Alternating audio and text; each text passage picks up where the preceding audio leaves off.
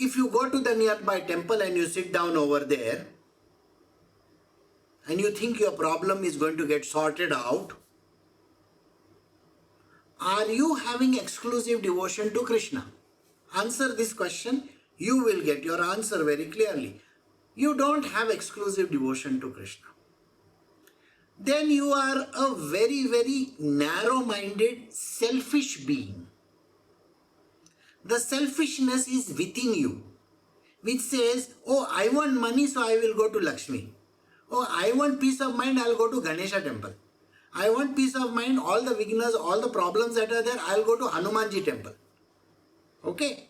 Like, you have so many things to actually look at, that where is the exclusivity of the devotion? You want to enter Goloka, there is no entry for you. Because the exclusive devotion, that capital D means there has to be nobody else in your vicinity. So now think about it from Jesus' point of view.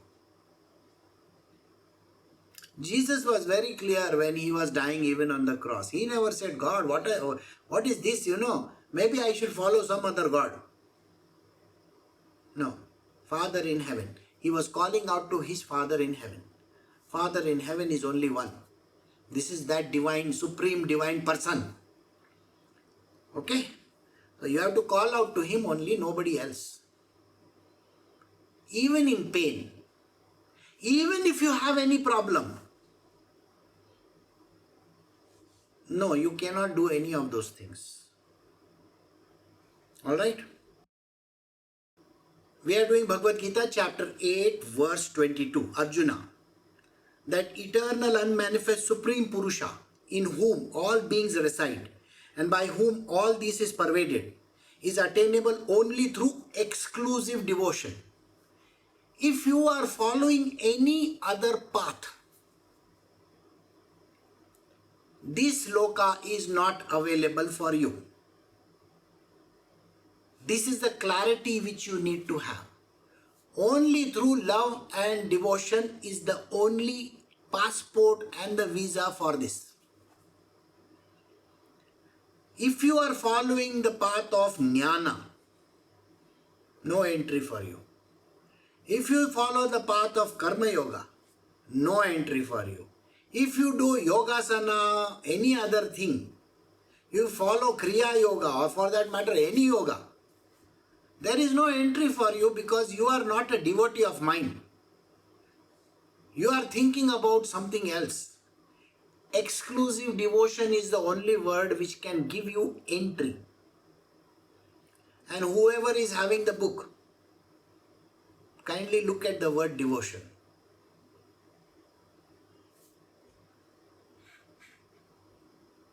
You will realize that this word is written in capital D. It is exclusive devotion. Exclusive devotion means you cannot have any other thing in your mind. You cannot say that I am going to be coming to you, but I love my family, I love my children, I love my this and I love my that. No, then there is no exclusive devotion for me. If there is no exclusive devotion, there is no entry for you. Then you can go to whichever heaven you want, I don't care. The eternal unmanifest Purusha. Do you remember this word Purusha and Prakriti which comes from this? At the time of creation, I have used these words Purusha and Prakriti. This is the Purusha we are talking about. Purusha means the supreme divine person.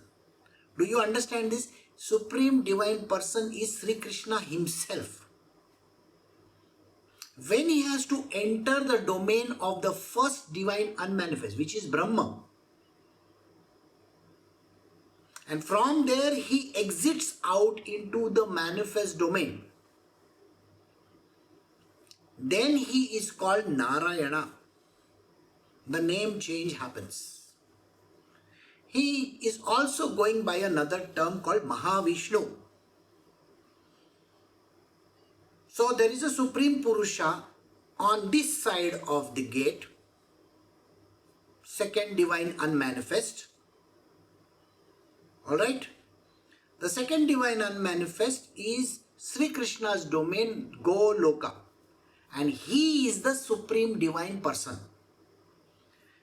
Now, everything is in him, resides in him, by whom everything is pervaded. I am pervading everything.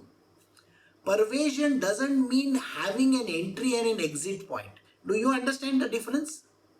See, if I shoot a bullet and the bullet passes through you, it goes inside and it exits from the other side, can you say it was pervaded?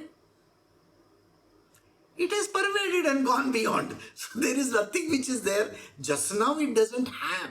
So pervasion is everything is through you. Alright, I hope you understood this word. The pervading, he is the one who pervades everything, yet he is not there in anything. The bullet is not in that person, correct? So it has pervaded and it has gone beyond, but it is because of that bullet the person may die. Something may happen to him. So I think this is a stupid example for you to understand. So he says, I am that Supreme Purusha.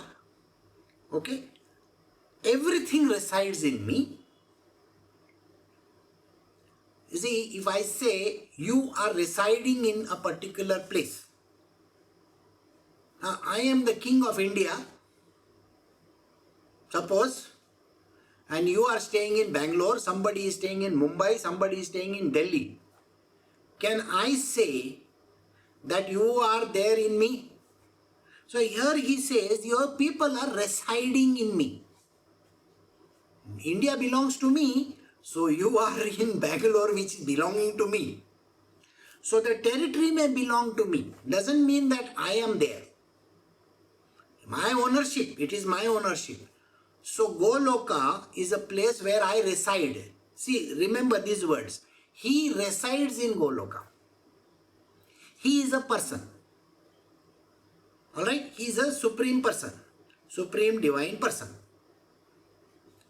If he is a supreme divine person and he resides in Goloka, all the lokas down below, including the Brahma, which is the first divine unmanifest, is his only. He literally owns everything.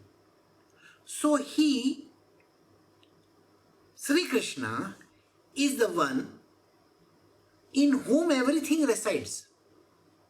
And he pervades everything. It's like his property. What, got it? But if you want to attain me, that means you want to be on my side, you want to be my friend, my relative, or whoever you want to be, then the only method of coming to me is through exclusive devotion. If you think that you have a problem in your world, okay? Suppose you have a problem in your world. And you have that problem, but you are my devotee, you say Krishna, Krishna, Krishna all the time. And then you say, you know what, my God, yesterday I had such a massive problem. You know, either it's a family problem or it's my company problem. My boss is having these issues with me. My wife is having these issues with me or some kind of a thing. Let me go to the nearby temple and sit down over there. If you go to the nearby temple and you sit down over there and you think your problem is going to get sorted out, are you having exclusive devotion to Krishna? Answer this question, you will get your answer very clearly. You don't have exclusive devotion to Krishna. Then you are a very, very narrow-minded, selfish being. The selfishness is within you, which says, oh, I want money, so I will go to Lakshmi. Oh, I want peace of mind, I'll go to Ganesha temple. I want peace of mind, all the vignas, all the problems that are there, I'll go to Hanumanji temple. Okay? Like, you have so many things to actually look at, that where is the exclusivity of the devotion. You want to enter Goloka, there is no entry for you. Because the exclusive devotion, that capital D, means there has to be nobody else in your vicinity. So now think about it from Jesus' point of view. Jesus was very clear when he was dying even on the cross. He never said, God, what is this, maybe I should follow some other God. No. Father in heaven. He was calling out to his Father in heaven. Father in heaven is only one. This is that divine, supreme divine person. Okay? So you have to call out to him only, nobody else. Even in pain, even if you have any problem, no, you cannot do any of those things. Alright? So then there is something which you need to know. If I have some other thing in my mind, the question of you getting entry over there is not there. Alright? So now let us move to the next verse. We are doing Bhagavad Gita chapter 8 verse 23. Arjuna, I shall now tell you the time, the path, departing when yogis do not return, and also the time, path, departing when they do return. So, I am going to tell you, Arjuna, when is the right time to take an entry, when the gates are open, when they are closed, when you can exit, and when you can't exit. There has to be a specific time, a specific location, and a specific place from where the exit and the entry happens. You may ask me, why is this so? Naturally, Arjuna has to have this question.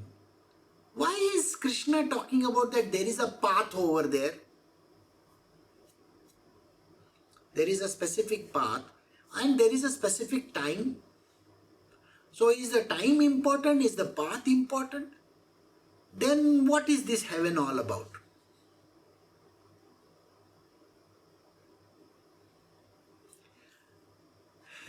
Right? So here the answer lies in the fact that first to get to this location is extremely difficult. Alright? I want you to think about this one thing. All those people who have applied for US visa will have an understanding how the visa office works. Okay? You can't go in your father's timing. No. You have to go specifically. All your forms have to be filled. You have to give all the attachments that are necessary. You have to follow certain procedures. You have to give some money. All this is there or not there? You want to go to USA and you are not going to do any of these things is not a done thing. And then you have to meet the person who is sitting over there. He is going to take your interview. So when he takes your interview, he is going to assess you. Yeah, this fellow is having a problem. I am not going to take you. If US visa is difficult, do you think visa to Goloka is easy? It is not easy. If you are a mediocre person, then you have to go to a country where there is no visa issued. Okay, go to a country where nobody is asking you whether you have bought a passport, whether you have a visa. You can just walk inside a country. These countries have no significance. Today, it's a prestige issue for a lot of Indians, and ask any Indian for that matter. Okay, they will say, yeah, I have to go to USA. For them, it's a prestige issue. So, this is an example I gave you. Doesn't mean that you have to follow that example. You just understand that there is an example. Alright? So this time is important. path is important. What is the path? There is a specific way and a method of entering. So Arjuna, I shall now tell you the time, path, departing when. When the yogis depart, not some ordinary people. He is not talking about an ordinary person. He is talking about somebody who is in love with me. Somebody who is my devotee, this yogi, this particular yogi. Remember the previous verse, last two words were exclusive devotion. Was it there? So this yogi who has exclusive devotion, he also has to follow some methodologies of coming to me. I am not going to take that person just like that. He has to follow all my rules and regulations of entry. What are those rules and regulations? Otherwise, from the gate itself, you will be thrown out. Go get lost. Don't come to me. So, a yogi has to take his entry and not exit immediately. That means what? There is no return from there. So, he has to just go inside. It's just an entry, not an exit. And the time of departing, when they do not return, there has to be a specific time. So we will try to understand where this is coming from. So let us do the next verse to get a glimpse of what Shri Krishna is telling.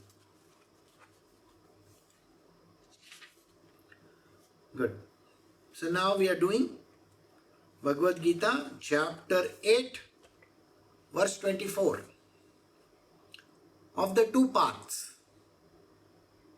So there are two paths, okay. The one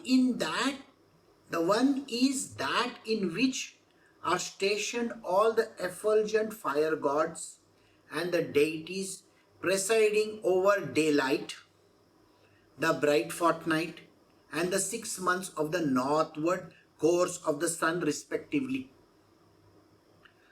Proceeding along it after death, yogis who have known Brahma, being successively led by the above gods, finally reach Brahma.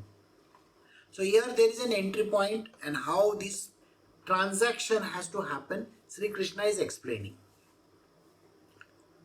Alright? So first, let us try to analyze this, whatever he has said. There are two paths. Alright? There are two paths. These two paths are very, very important. We have to follow the path which is going to take us through the gates of this heaven. Now, do I have to give you a recap of what happened? So let me give you a small recap. So let us say there is one point over here. Okay, here. These are all the 5 heavens of some 5 gods. There are 5 heavens of 5 gods. One is Brahmaji's, one is Vishnu, like that, 5 heavens. These are called manifest domain. So manifest domains are there. So you can go to any of these 5 heavens. So a normal being who is good, who is divine, goes to one of these heavens. He has done all the good stuff in this world. So he goes to one of these heavens. Second is in the middle. Now here was one, no. Second one, I am there, my face is in the middle. Alright? This is called Brahma. Okay, Brahma. Brahma means unmanifest. You don't understand that. Why? Because it is a space of nothingness. So from these heavens, there is a next entry point is first divine unmanifest. Okay? Then we come to another one. Remember, I showed you over here. Now I am showing you over here. So this place on the other side is the location of Goloka. Did you understand Goloka? It is beyond this unmanifest, on the other side. So first you have to get an entry through this doorway to that doorway. Got it? You can go there straight, you can come from here, whichever way. So understand this, there is a path like this. The one is that in which are stationed all effulgent fire gods and the deities presiding over daylight. So the path is brightly lit. What does brightly lit path mean? Brightly lit path means knowledgeable path. I want you to think what is being said over here. You are walking on a street where there are no lights at all. No lights. Will you understand what is there below your feet or any place? No, you won't understand. So this path, this particular pathway is lit brightly. When is it lit? It is lit during your passage from there. So all the lights are shining bright. All the demigods that are there, they are lighting up your path. And then there is a sun overhead. Okay? The bright fortnight. The fortnight in which the moon is not waning. It's a bright fortnight also. That means the fortnight where the sun is in the ascendant. If you know a little bit of astrology, then you will understand. Sun in the ascendant. Not sun is not waning. Is waxing. Waxing means going towards the brightness. So it becomes from dull to bright. Like my eyes became just now, So from very small eyes. So like that. Think like that. See, I have to give you explanation. So think like that. Once we finish these two verses, then I can explain to you what is the meaning of it. First, let us go through this. I don't want to go into the detailed explanation without you understanding this. So, the path is well lit by all the fire gods that are there. Agni Dev. It is lit by the sun. It is lit, and it is the first part of this month where what is happening? The sun is becoming brighter. It's waxing. Like that. Okay? The moon is also waxing. Like that. And 6 months of the northward course of the sun. Do you know what is the northward course of the sun? You know, when the earth, you seen the earth? I wish I can keep some round stuff over here, maybe earth or something. So if I keep an earth over here, you may think the earth is going round like this. Okay? No. It is bending like this or like this. Like this or like this. Okay?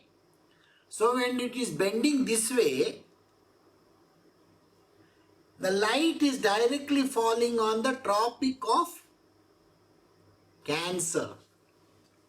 So the light is coming upwards.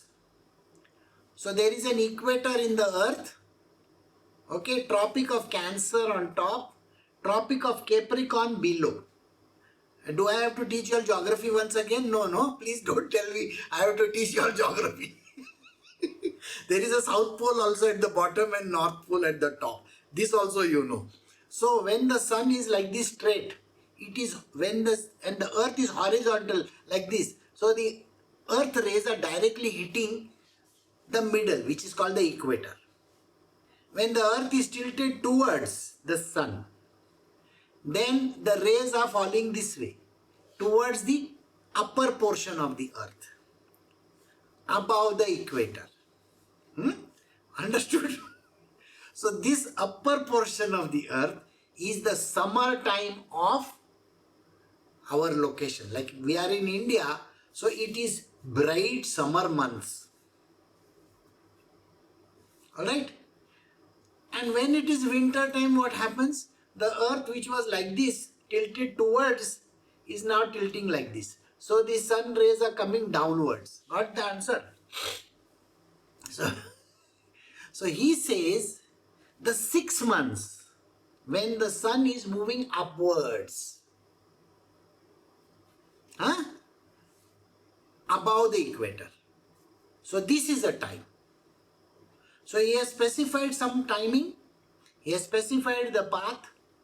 The timing is when the sun is in the ascendant, when the sun is moving towards the Tropic of Cancer, which means it is moving upwards like this above the equator. 6 months it is above the equator, 6 months it is below the equator. So this is not the time below the equator, above the equator. Okay. So the 6 months of the northward course of the sun, proceeding along it after death. So if you were to die during this period, while trying to achieve this middle, remember now middle, which was, we are talking about Brahma, successively led by these gods. All these gods that are there, they are leading you towards this gate. Then this person will reach Brahma. Got it? Now the time is very short. I can do this rest of the verse tomorrow. So, or if you say you want me to do it, it will take certain amount of time. So 25, 26 have to be done tomorrow. Alright, so we will stop over here today.